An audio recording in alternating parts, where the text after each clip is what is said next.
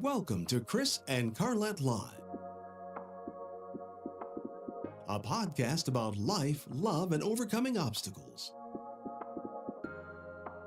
Each week, we discuss the good, the bad, and the indifferent of life's interruptions. Now, here's your host, Chris and Carlette. Keep believing, don't go stressing, keep it moving. God, we're resting, here to help you, here to bless you. With God on our side, CNC Life. All right, saints and friends and saints, what's going on? Today is January 20th. Martin Luther King Day. ML That's King the day we're Day. going to talk about. Yes, this is That's the day we're going to talk about. this is MLK Day, as well as y'all got a new boss. So The Lord still sits on the throne. He sits high, look low. He will have people as puppets. y'all Watch. got a new boss on today. I I am not tell afraid. you. Fear You- is not of God. It is I wonder not my why this. portion. I see the volume ain't as loud. Check 1, 2. Let's see here. Let me Hold check on. you out on here. Let me bring it up. Maybe that is good. No. Let me see. How can you tell? I'm looking at the meters on Wirecast. Oh, so Let's you see. used to being like up there at -12? Yes. I don't know why it's so low though. Okay. Let me Wait, see. this is about to tell me. You sound good. Is it all the way up? It is. Yeah. Yeah. Let's see here. It is. I'm interested. Let's see. Check 1, 2, 1, 2. Go ahead, Carlette, while we figure this So thing out. listen, again, happy MLK, Dr. Martin Luther King Day. If he was still alive today, this time he would have been 96. My daughter, me and her, we were watching the MLK celebration at with the family, and Chloe asked me the question.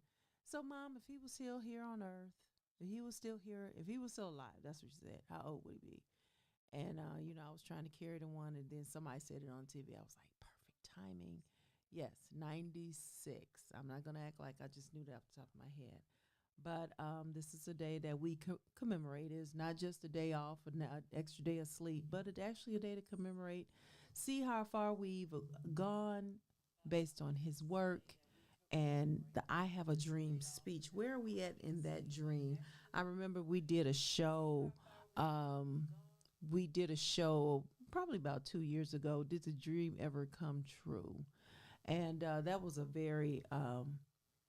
that was an interesting conversation. We had an interesting guest. Matter of fact, it was our former producer that was the guest that night. But today, did you reflect? Did you say, where are we in this dream? And with what happened, the other event that happened today, it makes you wonder, did we go back in time? But you know what? I believe God. Seriously, I've never seen the righteous forsaken, nor seen begging bread, and it's not going to start now. So that's my take on it. That's your take, and you sticking is, to and I'm it. sticking to it. Again, I've seen God turn people into puppets, and I am not worried. Well, we had another interesting weekend, but we're going to save that for next week, I believe. So, Oh, God. what we experienced next. If we'll be picking ourselves up off the floor. Yes, we may not. We may just be strictly tears next week. Our son is going to the Army, but we're going to talk about that later. So, but I want to go ahead and bring on our guests. We have a great subject, something that I'm currently going through as well. I think we all are. Yeah.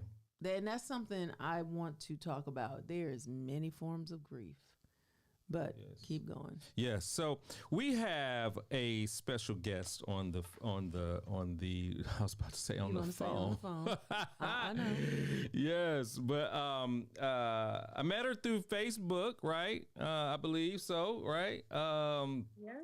Yep. Rasheda Randle. They call her. I read her book. They call her Sheeta. Right. That's right. That's right. She's a multi-talented force in the entertainment industry. I thought you was about to say multi-millionaire. Girl, receive that. I really thought he's. I do.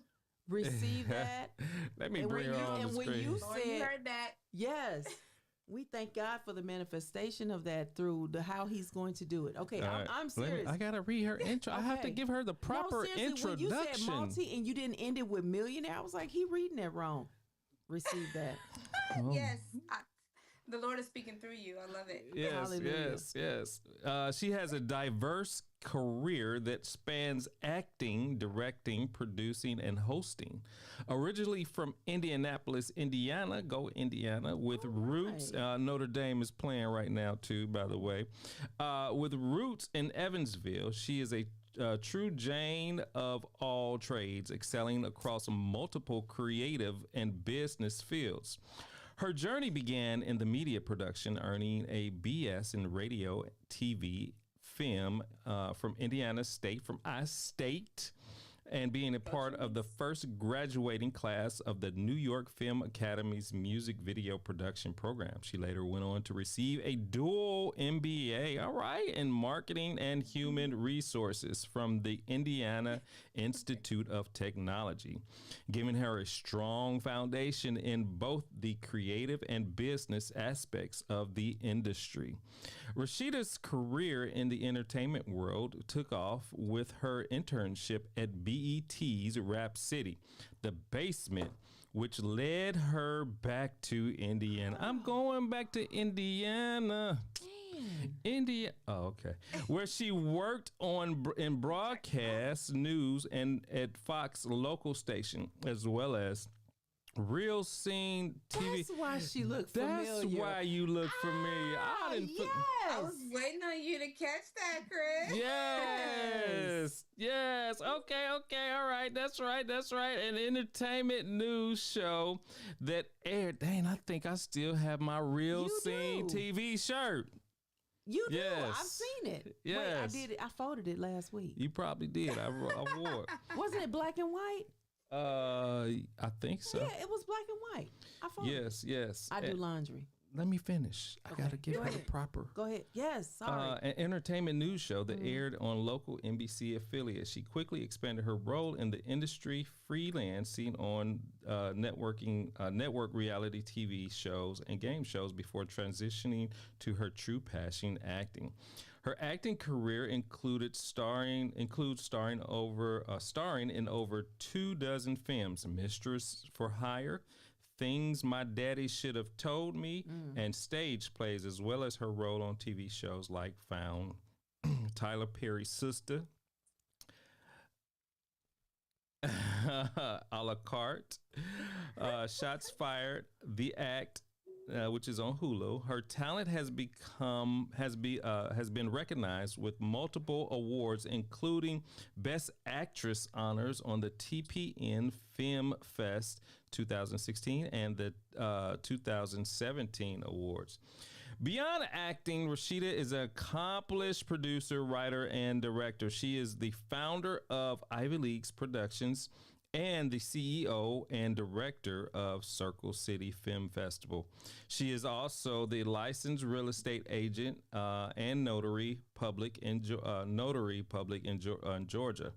And now a published author, Rasheda takes pride in her book, Letters to My Loved One, a grieving journal, which offers a heartfelt space to process emotions and find healing after loss. Though acting is her passion, Rasheda's ultimate goal is to create a brand that nurtures and elevates other artists, making a lasting impact in the world of entertainment. Her visionary leadership and entrepreneurial spirit makes her a dynamic force in the industry. Let's give a warm round of applause for Rasheda Randle. I love Wait, Yeah. girl, let me say it. something. Thank you. You did not tell me all that. Well, it's in her That's bio. a lot. I should have gave you a condensed version. No, we need to hear all of that. Oh, I wear a lot of hats. A lot of hats. I would have worn pearls or something. Oh, I'm trying to but get I It's want to okay. represent my drifter sisters today. But man, listen, Shonda. congratulations, young lady. Thank you. Thank you. Congratulations. Thank you so Man. much. Man. Okay, so how did we get here again today? Because I reached out to her on Facebook. On Facebook. Wow, Yeah. the power of social media when done right. Wow. Yeah. Sure did. I thought I wanted to interview her. I'm so glad you did. Man, we got a whole star. Yes. That's how you start the stop. year. I wouldn't go that far. Where we going? You already a multimillionaire, so hey, why not? Facts. So a multi-millionaire star. I love it. I Yes. receive it. Yes. Multifaceted, Amen. Carlette, tell them how to like and share. Listen, go like and subscribe and share on Facebook and YouTube on the Chris and Carlette live page. We have an amazing person today. Y'all better watch it. Y'all better watch it. You don't sleep. This is the beginning of our 5th year. Don't sleep on us. We have had a lot of people. We've had a lot of notable people on here. We got one more that I just made contact to. Don't announce it yet. Oh, man. Why not? Listen, Black Okay. History Month is going to be Black off the chain History Month is because going to be off the chain. we are when we do Black History, ours is called "You Are Making Black History." You are Black History, and not just the past. We got stuff going on now that people need to be Absolutely. celebrated. That are trailblazers, that are just blazing the path for others to follow, and they're unique them that God created them to be, and is making waves and moves in the earth, in the world. Yes. Okay, let's get to this. Let's get to this. Make sure you like and subscribe and share this broadcast, this Chris and Carlette live show on Facebook and YouTube. So if you're on Facebook, I would prefer if you go out to YouTube so we can get those subscribers up. But I want to start off this interview by this statement, and I want you to tell me what this statement means to you. Dear Mama, I forgive you. I hope you have forgiven me. Love always, Fosse. It's Fusi. That's what Fusi. she used to call me. That was her nickname for me. So I put that in there because my grief journey with my mother was fueled by guilt. And if you read the book, I speak about how she was addicted to drugs. She was a functioning addict, but an addiction nonetheless. And she and I were very, very, very close for the first half of my life. And then there came a point where our family dynamic just all kind of took their own forks in the road. I went to go live with my sisters at one point, my father at another point. And my mother was always there. She was always around, but it was in and out. And so I had developed this wall that thought maybe, okay, if I don't let you get too close to me, you can't leave me again. And so within the year, fast forward to the year before she passed away, she had been working on herself, getting clean. My middle sister at the time had 3 sons, and they didn't know the mother that we had growing up. They knew their Nana. And so she spent her time between my sisters' homes. And in that time, they had the opportunity to have those conversations, have those tough conversations that we've avoided all of our lives. They were able to find forgiveness within each other, but I didn't get that opportunity before she passed away. I still held on to a lot of things, and I always made myself too busy. My mother tried to spend time with me. I was always too busy. I worked at Fox 59. I have to be at work at 3 a.m. Her birthday was September 13th. It was her 50th birthday, September 13th, 2007. We had been waiting for a couple of hours for her to show up to her surprise party. She hadn't shown up.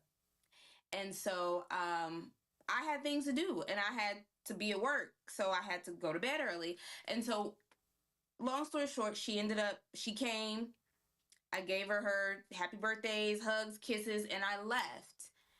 But I missed her getting engaged. I missed her giving this speech about how she was so happy to have her family back. I missed all those things. Now, granted, my brother-in-law at the time had videotaped it, so I did get to see it, but I wasn't there in that moment. 2 days later, she went into a coma. 2 days after that, she passed away. So I never got my opportunity to have that talk of forgiveness and let things go like my sisters did. And I was jealous of that. So when she passed away, I had to process that. And it's like, I have to live with that. And so a part of my healing journey and my grief journey was for me to finally be able to get to that point of letting it all go, forgiving her, and praying that she knew that, you know, how I truly felt about her. How I didn't have any resentment toward her or anything like that. And so that is where that statement comes from. Wow. I really don't even know where to start after that. That was loaded. That's because it's really before you get to the letter. You know what happened at the gravesite. Y'all have to get this book, because really y'all like, okay, we're lost listening, but where can they purchase the book? The book is available on Amazon, Books A Million, and Barnes & Noble. And it's called Letters to My Loved One. That's the title of this book.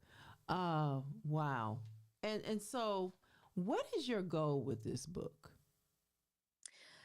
The goal, what I like to say, and I say it in the book, is just to be a proverbial presence for someone who might be struggling with their own grief journey.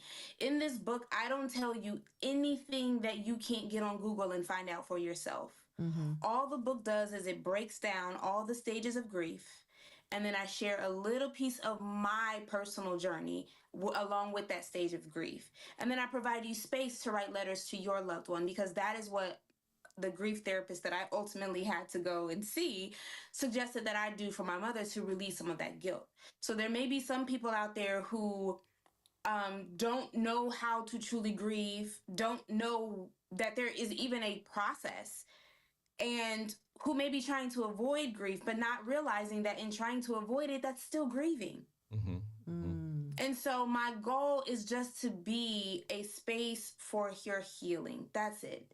Just to be a proverbial friend, proverbial hug, a presence that is there that helps guide you along the way, just by simply sharing my experience. Because you may not know, you may be acting out a certain way, or you may be feeling a certain emotion, but you don't realize that's a part of the grief process.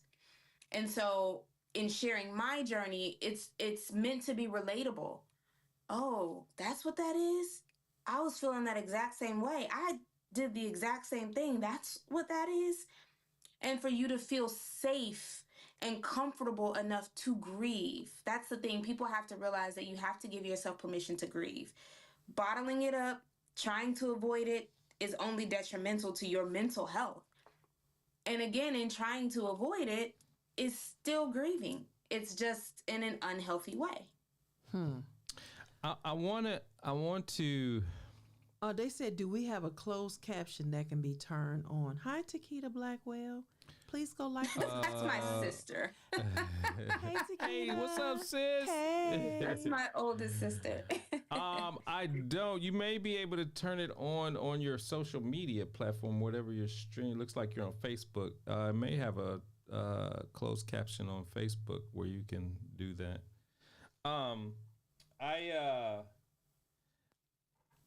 I don't want to give out the whole. Okay, can we do this? What's that? Let's go to stage one.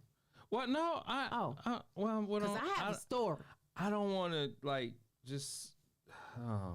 But again, Chris, it's okay, because again, I don't tell you anything new. I don't tell you anything that you can't get on Google. Yeah, but no. What I'm saying is, I don't want to just talk about the entire chapter when they can go buy. I want them to go buy the book.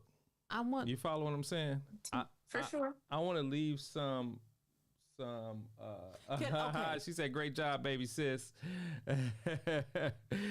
Well, go ahead. Let's start off with great. Let's start off with this first stage. Okay, Which is denial. Denial. Okay, so let me tell you my story. My father, my biological father, passed when I was 19. Sophomore year, college, Indiana University, Bloomington. It was the day before my midterms. He died March 7th, 1995. Okay, only child between him and my mom. So I get this call. Now, mind you, I just talked to him previously, a couple of weeks before, and he was asking me stuff like, what you want of mine? I'm like, man, what are you talking about? I'm going to be there at spring break. Spring break started at the end of my midterms, okay? Now, he died literally the day before my first midterm. So needless to say, I had to jump on the bus and get to where he was. I didn't take any midterms. So he dies. I'm the only child. I went from age 19 to 25 in a week. That's what I tell people, because I had to figure everything out. There was no spouse or anything like that. And so I had to figure it out. I was willing and dealing. Anything he owed somebody, I gave him something. I gave away a bed. I gave away china. I gave away stuff to pay off. That was the way I could pay off, you know. And because people was looking at me like there was a will or something. Like, no. And so anyway, did all that. Got back, and that was my whole spring break. I get back to town, and I just bombed all my tests, but I didn't care. I didn't know how to grieve. It was unreal. It was serious denial. I really didn't start grieving till about 6 months to a year later, and it came out wrong. Certain things were triggers. So my point in bringing it out, it was like denial at the same time of not really accepting it happened. And if you don't go through these processes, what can happen? It's a very unhealthy road, path. Counseling for the Black folks, that was taboo then. And, 19, I didn't know go sit on somebody's couch on a college campus or anywhere else. So what, does that sound familiar? Absolutely. And so many people, and here's the thing, you probably were in shock and in that denial phase, but you still had to keep moving. Now you have to take care of all of his affairs and everything like that. And so that is 100% common. And I tell people all the time, the only way to get through grief is to go through it. So you can try to avoid it and avoid it as much as you can. You can throw yourself into work, try to make yourself busy. That's all a part of grieving. So you were still grieving, you just didn't realize it until 6 months to a year later. But here's the other thing, and this is one of the biggest misconceptions about grief, is that it has a timeline. There's no time frame. It took me 7 years to accept my mother's passing. I knew she was gone. I had processed all these different emotions, but it took me 7 years for me to get to the point where I can say, okay, she's really gone, and not break down about it. So there is no limit. There is no time frame of when you're supposed to grieve, how long you're supposed to grieve. And the other biggest misconception about grief is that it ends. It doesn't end. You just learn how to live with it. You learn how to manage it. You coexist with it. So to hear you say that you just kind of went on with life and you bombed your tests and all that stuff, you were just in another stage of grief. You just didn't realize it. And nobody to tell me or even know what resource to reach out to. It was like, okay, go back to school now. Take your test, go back to try to figure out how to be 19 again, even though you were thrust into some real grown stuff, and had to make decisions fast and had to learn how to drive a stick to bring the car back. From Wisconsin to Bloomington, Indiana. You probably messed that clutch up. No, I did not. I learned it in She's a fast learner. Right. Tamika's Aunt Angie is the one who taught me. And in the parking lot, and I learned it in 20 minutes. Okay. Yeah, that was something. Okay, moving on. That's all. I wanted to get that out. So my story. Okay, first I want to make sure we preface. I think even you said it in the book that you are not a therapist, a licensed therapist, which is great because it's your testimony. You don't have to be a licensed therapist just to give your testimony on how God got you through a situation. Just share your story. Yeah. And that will do the healing. That will do the rest. God, the Bible tells us that we're living epistles. So, when we put our story, when we put our life story on a piece of paper, we're actually writing an epistle that others can look back and say, God got me through this, or God got her through this. But I wanted to just preface the conversation with that. But also, so the next day, well, let me even back up. So just to share a little bit with about my story. 2 years ago, my dad passed, and sorry. Thank you. And he passed kind of suddenly, I guess you would say. Yeah, it was. Yeah. So, and I won't go deep into the story, but then after that, I found out that I was adopted. Oh, we say that now? Yes, I'm just going to say it. And then after that, I found, then my mother passed. So I have all these emotions, right, that are built up. And I was grieving for my dad, but then it switched abruptly when I found out that I was adopted. So I didn't really have the time to grieve for my dad properly because I'm dealing with, trying to find out information about my biological folks. And then after that, then my mama passed. So so this was what, 25? Well, this was what, 23? No, it was 22 when 22. he passed. So 22 and 23, all that happened in 2 years. So and we were on the phone with some friends last week, and I told them that I just want to feel like I can breathe again. Because I'm still going through, I'm still grieving, and I don't, and this really touched home because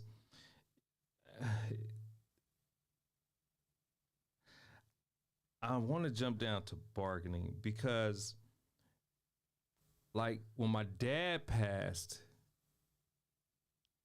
and because the nature of the situation, we had to put him in a nursing home with my mom because she had Alzheimer's.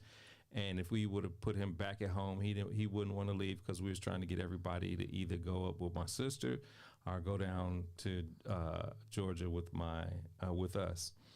But if we would have had him to stay at home, he would never come out the house. So we had him put the owners of the nursing home put him and my mother in the same room. And probably a few weeks later, he passed from a heart attack. And in the bathroom of that room. They said in the bathroom? I thought he was laying next to her. He went to the bathroom. Oh. So I didn't know that. So with that, it's like, man, God, what if we would have just brought him here? What if we would have just, sent him home to live? And it's that whole bargaining thing, like you said, that, like, I'm looking at me like, man, could I have what's the word I'm looking for? If I could have done something different. Yeah. You know what I mean? Yeah. Yeah. That's the stage that tore me up. That's the stage that tore me up because I just kept thinking, well, what if I just went and got her and hung out with her? What if I would have been a better daughter? What if I would have reached out to her? What if I would have let her in? There was so many what ifs. But the reality of it is even if I had done that, it wouldn't have changed the outcome. Right. Because when it's our time, it's our time. It just would have happened some other way. But when we're in that grieving space, when we're in that bargaining phase, we're not thinking like that. We're thinking, what could I have done differently? Or what could the doctors have done differently? Or what could the nursing home have done differently? And then it's interesting to me how like the anger phase typically comes before in the process, in the order of the process, the anger phase comes before the bargaining phase, because a lot of times you feel that you're in that bargaining phase, and then that fuels your anger. Yeah. Because now it's like, now I'm mad because I should have been a better daughter. I should have done this. Yeah. I'm angry at the nursing home. They shouldn't have let him go to the restroom. Yeah. Or whatever you're mad at. You're just mad at anything. You're mad at God. You're mad at just the situation in general. So I completely understand that, because, like I said, that's the stage that really, really, really did a number on me. If you're in the comments, as you're listening, if you have any comment, put it in the comments, or a question or something you'd like to share. Just put it in the comments. We'll read it. You had a great comment too in the book, in anger, when it says that your mom left. I think you were questioning your mom, or there were some things that were undone or that needed to be finished, and I feel like, it's when people die suddenly, it's like, oh my God, did they plan for X, Y, Z? Did they get their affairs in order? And, did I say that I loved you before they left? And it's just all those emotions that run through your head. Like, man, did I finish this? Or, like, I think you said that your mom went to your sisters to ask for forgiveness, for some things. Or, well, they spent time together within that year prior to her passing, and so they were able to have those conversations. How those conversations came up, or how they happened, or how fluidly or organic or often that they happened, I don't know that. But they had that opportunity, and I didn't have that, but it was because of me. It wasn't because my mother didn't want to or didn't want to spend time with me. It was me that was always putting that roadblock up, like, no, I was too afraid to let her get close to me again. Yeah, because you didn't want to get hurt. And then she leave me again. Yeah. And then I'm mad at her now in the anger phase, because you left me, but this time permanently. Now I'll never get that. Wow. So had I been listening to God and listening to my mother, instead of being my usual bratty self and like, no, I'm not ready yet. I'm not ready yet. That was God telling me, you got to get ready. But I ignored it. Wow. Yeah. I Wait, when you say that, get ready for what? For her passing. Like, get ready. Have those conversations. Again, like I said, my sisters, they were able to have those conversations. I did not get to do that because of my own selfish ways. Thinking I was protecting myself. Wow.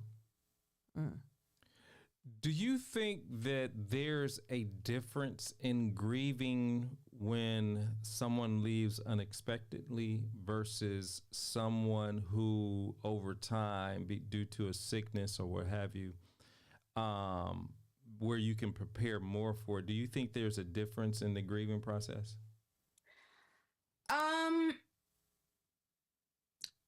Death is death and grief is grief. However, I do think that when you are expecting someone to pass away. That's the inevitable. It's the inevitable for all of us. But when you know that it's coming, you have an opportunity to pre-grieve, I guess would be the word there. So you're now, not only are you're preparing yourself and you're grieving for what's to come. So I don't want to necessarily say there's a difference, because in all honesty, those five stages of grief came about from the study of people who were dying. So you do have the opportunity to start your grieving process early. Now, I'm going to correlate that to my grandfather's passing. My grandfather, I would always say, and everybody who knew me knows that I would always say, when my grandfather goes, dig a hole next to him, because I'm going to. I don't know how to live without this man. And so when my mother passed away, and even though I have my earliest memory of death was 5 years old, and I've been to many funerals between 5 and 20, 22 when my mother passed away, I didn't really know what grief was until my mother's passing. Till I sat down with that grief therapist and he broke it down for me. And he gave me this exercise. Had I not gone through that with my mother, I would not have known how to grieve my grandfather's passing and properly grieve. Because when he passed away, he transitioned for 6 weeks. And this is probably going to sound crazy, but it was the most beautiful thing I have ever seen. Wow. The most beautiful transition I have ever seen. And I can go down into why, but he truly prepared us. And so I had those 6 weeks to get ready for what was to come. So when he did pass away, yes, I grieved him, but it didn't hurt as bad. It didn't hurt as bad as I thought it was going to be. I knew that I was going to be okay afterwards. It didn't take me another 7 years to reach acceptance, because by the time he actually did pass away, yes, I missed him. Yes, it hurt, but I had already reached acceptance. I was already there. I remember my aunt and I sitting on his porch, and I said something to the effect of, it doesn't hurt as bad as I thought it was going to.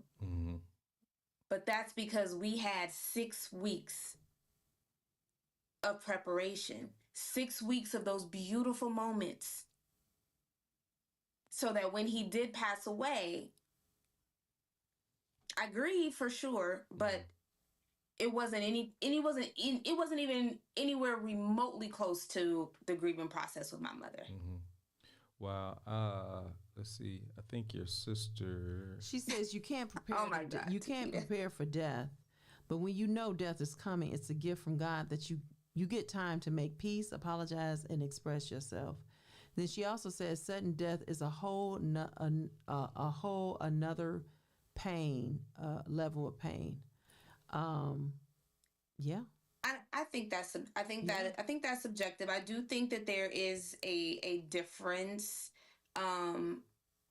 but ultimately, death is death. Now, death is death. I want to go ahead. Finish. I was just gonna say it's gonna hurt the same. Yeah. So, for all those that's coming on, I want to say the idea that came to me when preparing for this show is other ways of grieving. Thank you. I was going to bring that up. You can grieve through a divorce. You can grieve through. Let me tell you one thing. Okay. I'm grieving right now.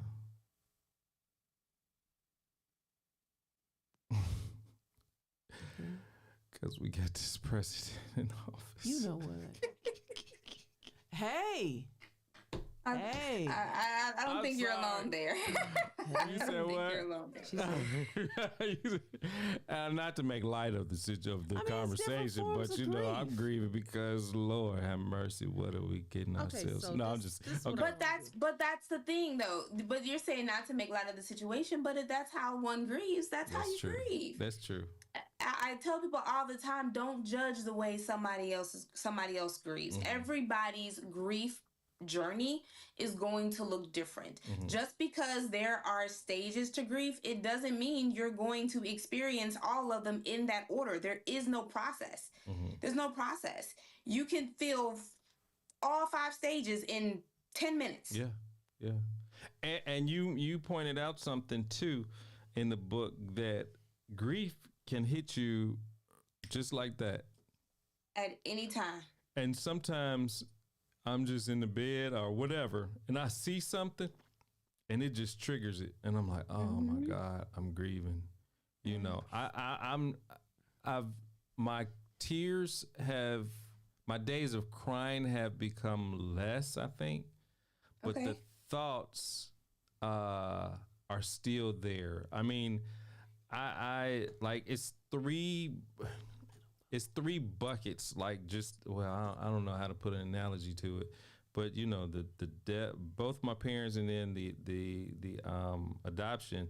But even during that period, Rasheda, my son was going to college, and so we had to deal with the emotions of him going off to college. And that was something else that was taken away from me, that I had to now like, I'm like, oh, you know, and the children, we dropped them off at Alabama A&M. And, you know, it's just like, now I had to come home to, you know, less one person, and Lord knows what's going to happen next week. But you know, it's weird. Like, my question to you is on the opposite end, from someone looking out in, what can you tell those people? Okay, what can I say to someone grieving, to help them, or to make them feel better, or should I just stand back and let them just grieve on their own? Sometimes you don't need to say anything. Just be a presence. That's it. Just be a presence. You don't have to say anything, because then you're going to start to say all that cliche stuff. Yes. Oh, they're in a better place. Oh, you have to be strong. I'm going to tell you, and I say this in my book, nobody wants to hear that. We know you mean well. We understand. We know you mean well. We're not taking it to heart. However, in that moment, I am allowed to feel these things. I am allowed to be selfish. I'm allowed to want my person here. I do not have to be strong. I don't have to be strong. I'm allowed to feel every emotion that I feel. And so what I've learned is it's best to just be present. Even if that means sitting off to the side while the person cries in the corner, or just laying a hand on them.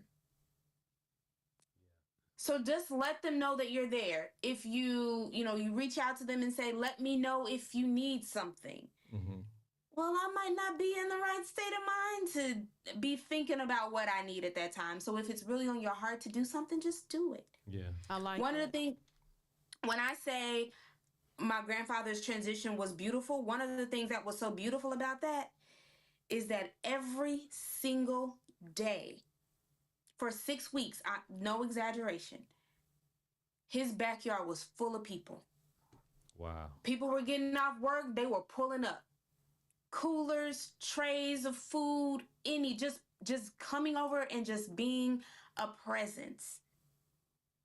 I'm sure people at times ask, what do we need or whatever, but the fact was people just showed up. They were there.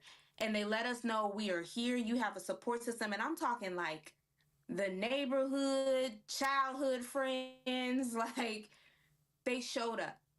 And so it's not about, forcing your presence on someone. It's just about being there. Just be there for them. Wow. I think the best eulogy I heard was, it was last year when, Michael Brooks passed, the famous musician, producer, the wife, Lisa Page Brooks. Yeah. She went viral for that. Yeah. Okay. His funeral, her husband, was Bishop William Murphy. Okay. Now, okay, that he flat out said, Heaven didn't need another angel, y'all. The garden didn't need another rose. You know, he started saying, he was like, y'all, this is a phase in life. Now, whether it was sudden, planned, we saw it coming, we didn't see it coming, it happened. He said, and we as the people of God, we need to stop coming up with these scenarios just to make people feel good when you ain't telling the truth. I said, if he don't, and he really broke it down. Like, that's something you can go back and listen to it and take notes and share with people. Not to preach another eulogy, but be like, no, this is what's really happening.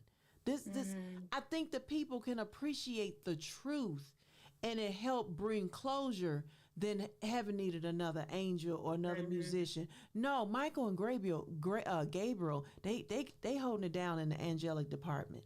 So it's like it's like you said, just listen. And the funny thing for you to say that, I have noticed myself doing that in the past 3 weeks. And not just death, just people going through stuff. They just needed a safe space, somebody to be the soundboard. And they be like, you still, oh yeah, I'm here. I'm attentively, I'll repeat the last couple of words they said. Okay. And then, okay, keep going. I'm listening.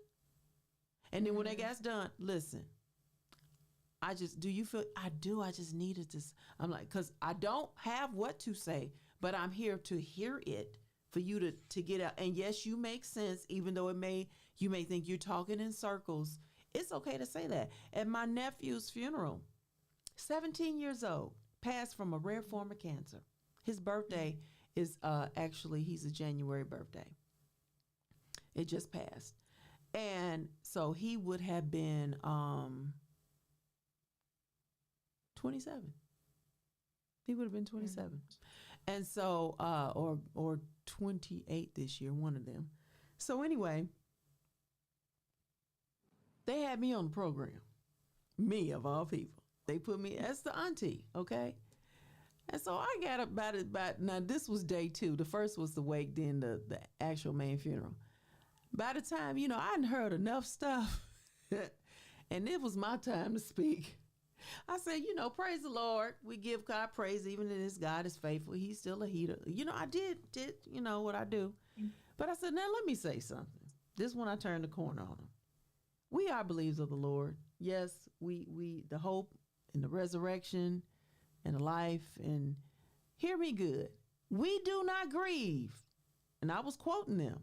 As if there is no hope. I said, we got that part. We do. I said, I want y'all to consider y'all words before you say them. I said, you looking at somebody 17 years old that's laying there. Let me tell you what we're not about to experience. A prom, a wedding, a graduation, a baby shower. I mean, I said, so when we cry, that's what we crying about. That we're about to miss out. That's been snatched from us. The person, the memories that we were waiting to create. Yeah, we know he's in a better place. That is the hope. That is the comfort. But while we yet here on earth, we wanted him with us.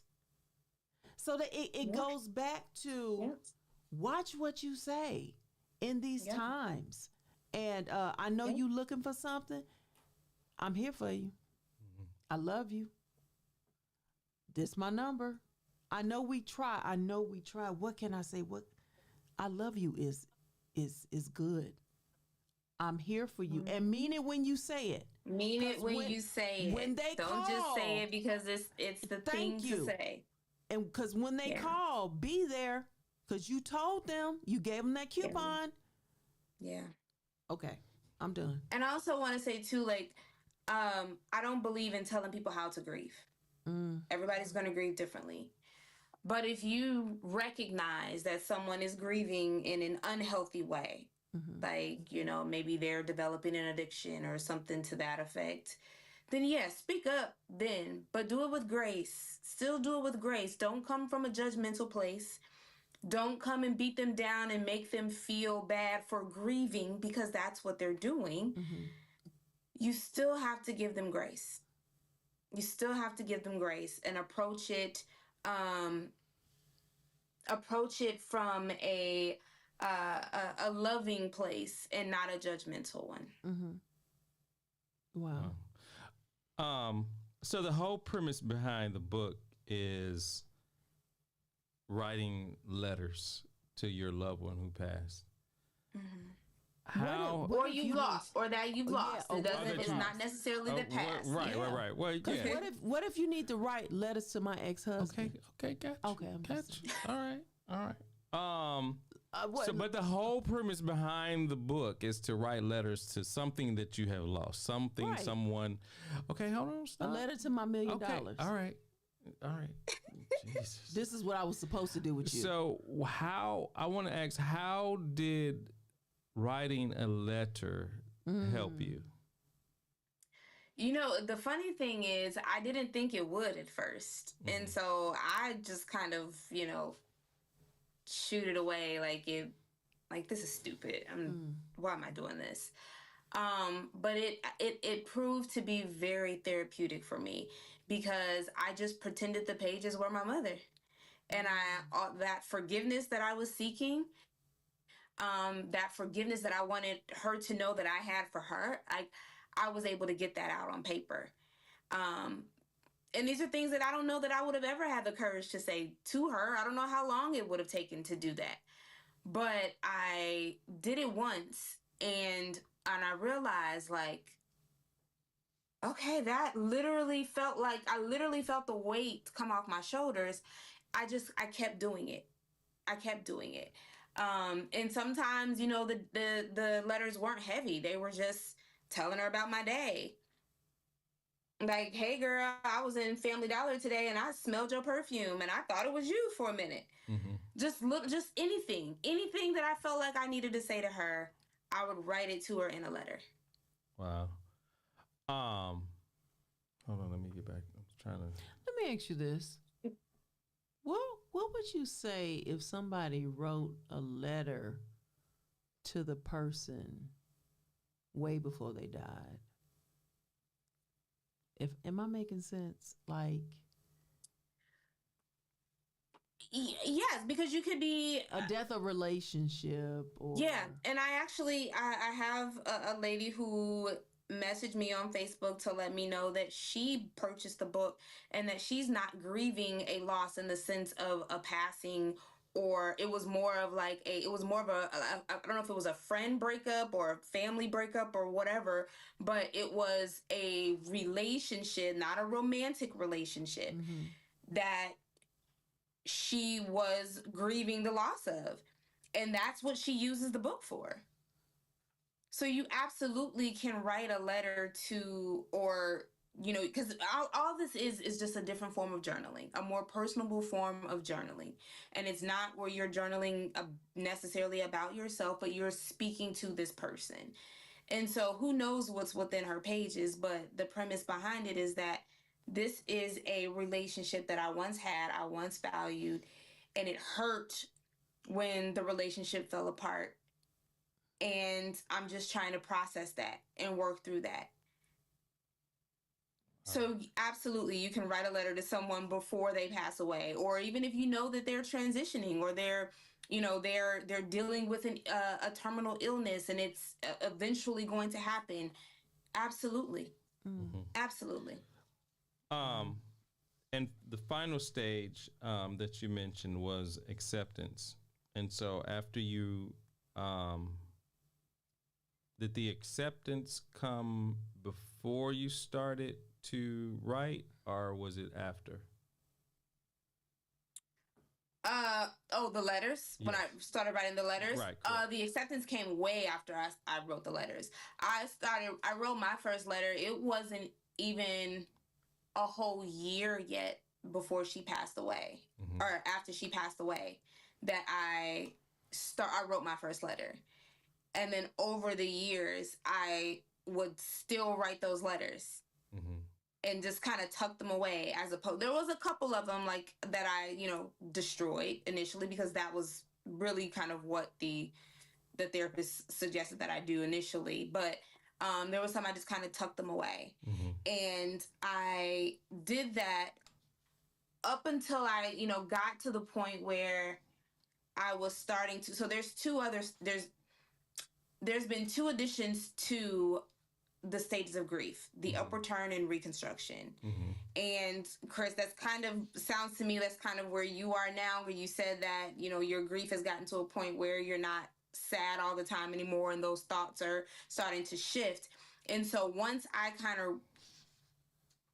of went into that phase, which before they were introduced, it was kind of a part of the acceptance phase. That's when the letters kind of started to trickle off a little bit. I didn't do them as often. And so it wasn't until my aunt passed away, which was 7 years later, that I finally had that release and finally reached that acceptance phase. And then I wrote that last letter, and then that was it. Wow. I hadn't done it since. I'm still trying to figure out, though, like, I guess going through the 5 stages of dad, going through the 5 stages of adoption, going through the 5 stages. Separate? Yeah. So, like, where am I, Lord? What? Oh, that's something. You know, what piece of, like, am I done with daddy and now on to like, I think the adoption is the biggest thing, you know. Go ahead. So here's the thing. You have to get it out of your head that you're going to be done with any of them. Right. Because grief, it doesn't end. Right. Once you've reached that acceptance phase, it's not like, all right, that's it, no more grief. No, now it's just manageable. That's the process.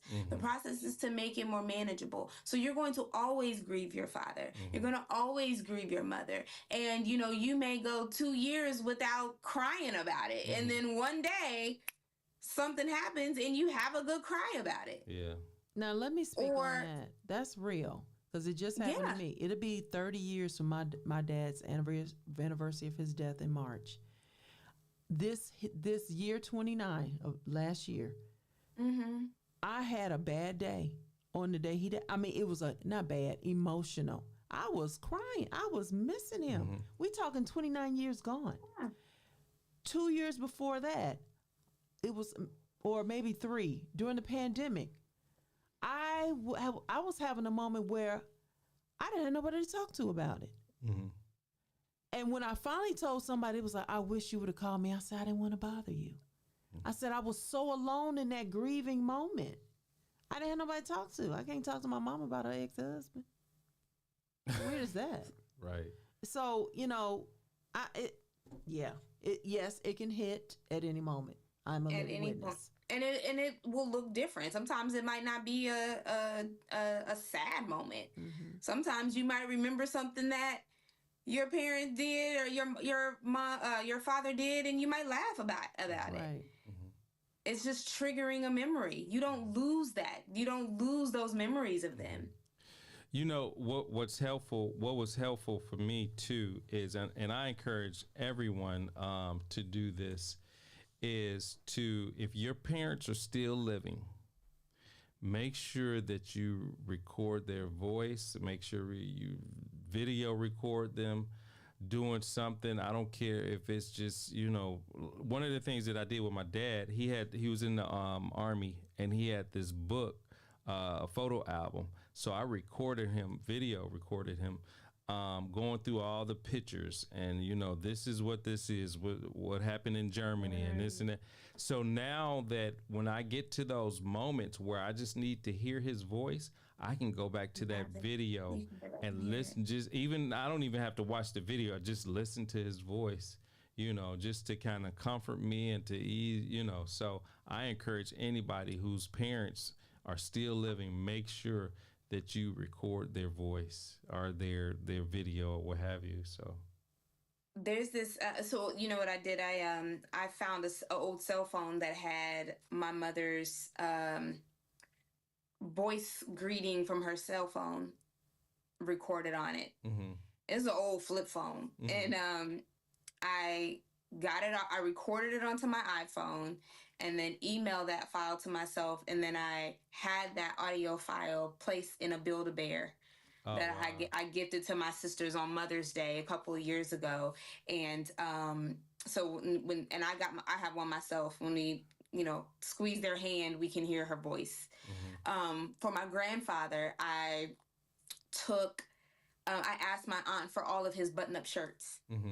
And I had those shirts turned into pillow covers. Oh, wow. And I gifted them to the family for Christmas, and it has a little message. I forget what it says.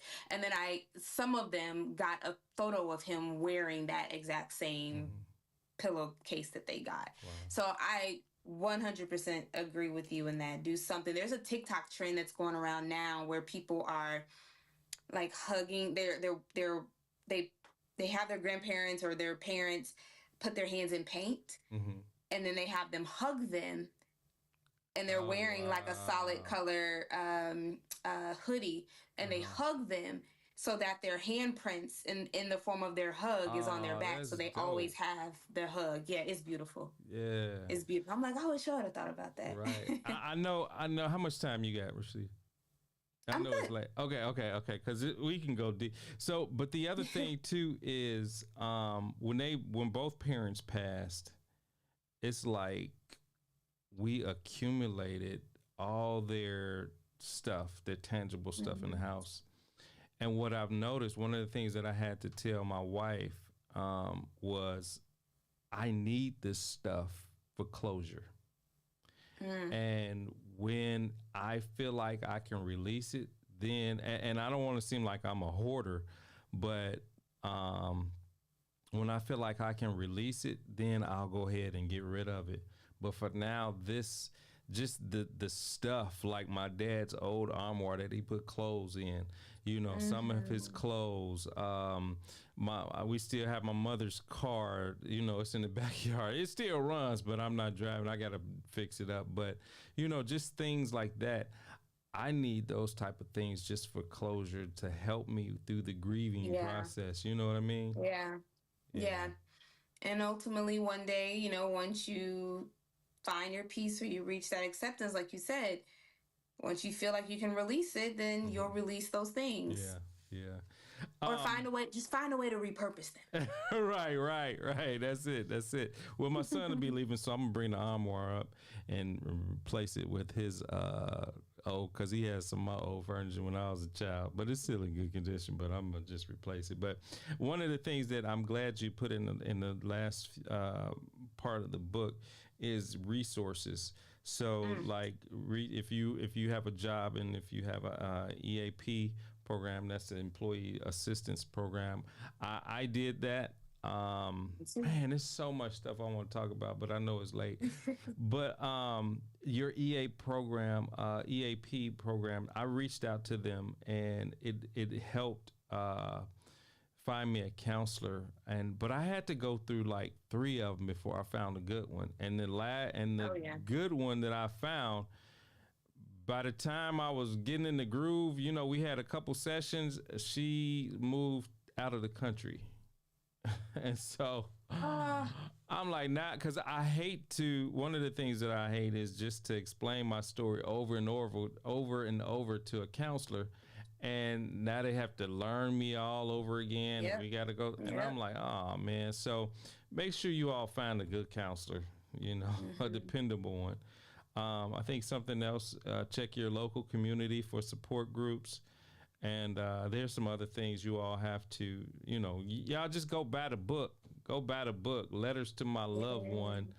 You can find it on what outlets again? Amazon, Barnes & Noble, and Books A Million. Okay. We're going to have to talk because I'm trying to we wrote a book a few years ago, but we'll talk after. I'll probably call you tomorrow, sure. For sure. And I also have a Facebook group. There's a private Facebook group called The Morning After. It's morning is spelled like MOURNING. It's just a safe space. You can come in there and vent. You can come in there and seek out resources. It's just a safe space for people who are grieving or have grieved or just need to, understand their grief process, their grief journey. Keisha Twyman said, I love you, God. What is that? Mommy and I are proud of you. This too. That's This is Kennedy. Yeah. Hi, Kennedy. I love you too. That's my goddaughter. Okay, great. So what are you up to now? I see all the accolades in the back and all the files. Like, what are you up to now? Yeah, so you noted that I'm a real estate agent. So if you are in Georgia and looking to buy or sell a home, I would love to assist you. I'm also an actor. So I'm on this new season of Found, which just came back on last week.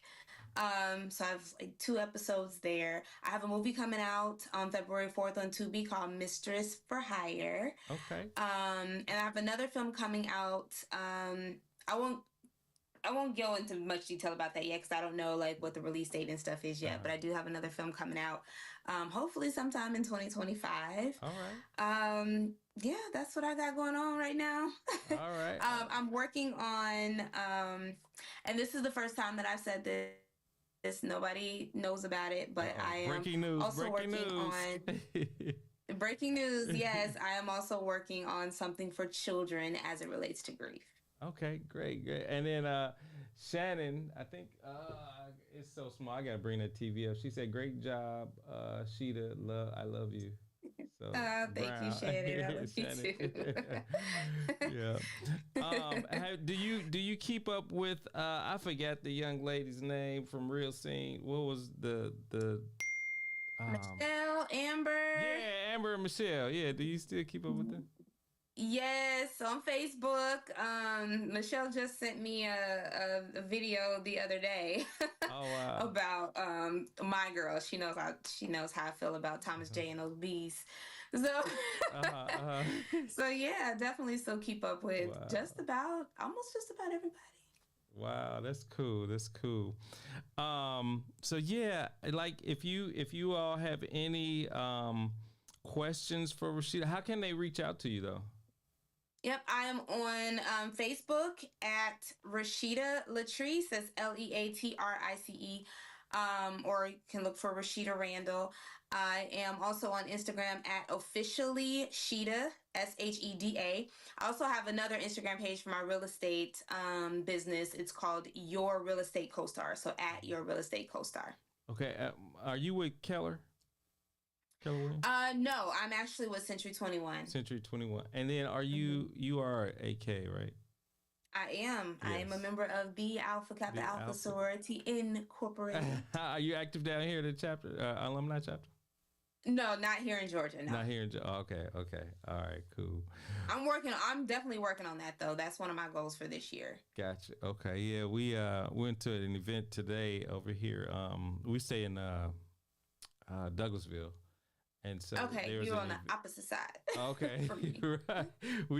There was an event that they had at one of the high schools where all the Greeks at Divine Nine were there doing stuff and celebrating MLK Day. So it was pretty cool. So, but nice. My wife had to step away. I don't know why she stepped away.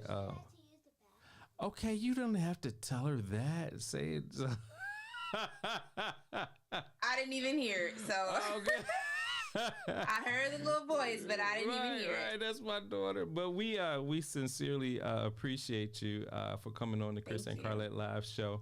Thank you. And then at some point, I'll give you a call. Some other stuff I want to talk to you about as well. For so, sure. But yeah, but thank you so much. Thank you. I appreciate you guys having me. All right, I'll talk to you. All right. Bye. Bye. All right, y'all. Make sure that you like and subscribe to our show. Here comes an upset mom. Come on, come and sit down. You got to close out the show. Come on, girl, and close out the show. I don't know. 5. Come on. You got to say what you... Anyway, y'all, she's a little bashful now, but we appreciate. We have some great guests coming on in the next few weeks. Make sure that you like and subscribe and hit the bell notification so you can be notified when we go live on YouTube. But we appreciate you. We're trying to get those subscribers up on YouTube. There's a lot of subscribers on Facebook, but if I could just translate all those, move all those over to YouTube, that would be great. So look forward to our upcoming episodes, and we love you. Here she comes. All right. You all right? You sit down kind of weird there. Shut it. Just kidding. All right, y'all. Until next time, we will talk to you. You want to say hi, Chloe? Hello. How was your day today? Good. You just on your iPad all day? Yes. All right. All right, y'all. Peace out. Thanks for joining us this week on Chris and Carlette Live. Make sure to visit our website, chrisandcarlette.com. If you're on Facebook, share this broadcast. If you're on YouTube, please subscribe to our show. You may also find us on Apple Podcast, where you'll never miss a show. While you're at it, if you found value in this show, we'd appreciate a rating on iTunes. Or if you'd simply tell a friend about the show, that would help us out too. Let us stay in contact with you by texting CNC Live to 474747. That's CNC Live to 474747. CNC Live.